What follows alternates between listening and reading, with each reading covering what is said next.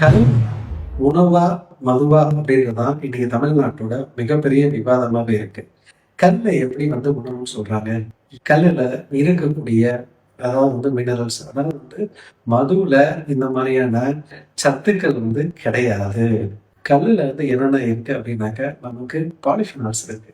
Polyphenols anti ஆக்சிடென்டா நமக்கு உடலுக்கு ரொம்ப நல்லதை தரக்கூடியது.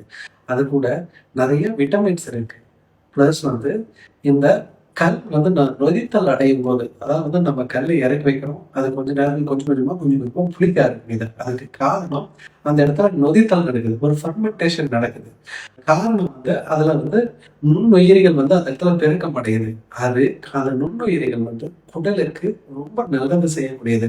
ஆக்சுவலா அது உண்மையிலே குடலுக்கு ஒரு ப்ரோபயோட்டிக் மாதிரி ஆட் பண்ணுது. இப்போ நமக்கு தயிர்லாம் எப்படி லாக்டோபேசிஸ் பெருகுது, அதே மாதிரிதான் கல்லில் இருக்கக்கூடிய அந்த நுண்ணுயிர்கள் நம்ம குடலுக்கு நல்லது செய்யக்கூடியதா இருக்கு. அதனாலதான் அது கம்பேர்ட் அதான் அப்ப இந்த ப்ரோபயோட்டிக் வேற எந்த உணவுலையும் இல்லையா அப்படின்னு கேட்டாக்க இருக்கு, நிறைய உணவு இருக்கு. கம்பேர்ட் டு மது அதாவது மதுவுல நமக்கு 42% ஆல்கஹால் இருக்கு. ஆனா கல்லுல ரொம்ப பிடிச்சிச்சுன்னா 10-12% வரையும் தான் ஆல்கஹால் தன்மை இருக்கும். சரிங்களா?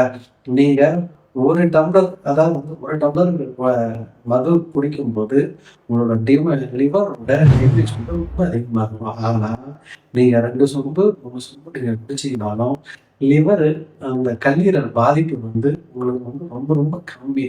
கம்பேர் அதாவது ஒரு மதுவுக்கும் கல்லுக்கும் கம்பேர் பண்ணோம் அப்படின்னாக்க மதுவை விட கல் ரொம்ப ரொம்ப ரொம்ப ரொம்ப ரொம்ப உடலுக்கு நல்லதுதான். ஆனா மது அதாவது இதுல லிவரை பாதிக்காதுன்னு கேட்டா கண்டிப்பா பாதிக்கும். ஏன்னா ஆல்கஹால் தன்மை இருக்கிறதுனால கண்டிப்பா இந்த லிவரை லைட்டா பாதிக்கும். ஆனா மதுவோட ஒப்பிடும் போது மட்டும்தான் மது குடிக்கிறது கல் குடிக்கிறது ரொம்ப நல்லது.